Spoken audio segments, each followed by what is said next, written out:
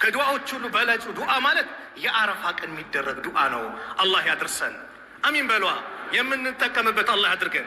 ይህ አረፋ ማለት አላህ የማለበት ነው። አላህ ደግሞ በትልቅ ነገር ካልሆነ አይምልም። ጉዳዩ ከባድ ሲሆን ወሻሂድን ወመሽሁድ ብሎ አላህ የማለበት ነቢዩ ሰለላሁ ዐለይሂ ወሰለም ታላቁ ሰሓባ አባ ሁረይራ ረዲየላሁ ዐንሁ ሲያስተላልፉ ቃለ ረሱሉላህ ሰለላሁ ዐለይሂ ወሰለም አልየውሙል መውዑድ የውሙል መውዑድ የቀጠረው ቀን የተባለው የውሙል ቂያማ የቂያማ ነው። ወልየውሙል መሽሁድ የውሙል መሽሁድ የተባለው ደግሞ የውሙ ዓረፋ ነው። እንደዚሁም ወሻሂድ የተባለው ደግሞ የውሙል ጁምዓ ነው።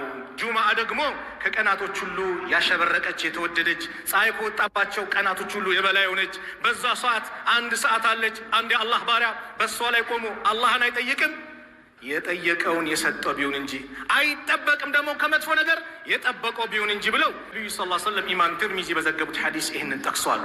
አላህ የማለባቸው ናቸው። የውሙ ዓረፋ አላህ ዲኑን ሙሉ ያደረገበት ለነቢዩ ሰለላሁ ዐለይሂ ወሰለም ኡማ ያንበሻበሸበት ማንዋሉ ሙሉ ነው። መመሪያችሁ ሙሉ ነው። የጎደለ የለም። በቃ ሙሉ ነው። የምትፈልጉት ነገር በአጠቃላይ ምን ይቸግረኛል፣ እንዴት ነው የምጓዘው የለም። ሐላል ሐራም የሞላበት አሕካም ህግጋቱ የተሞላበት ቀን ነው የውሙ ዓረፋ።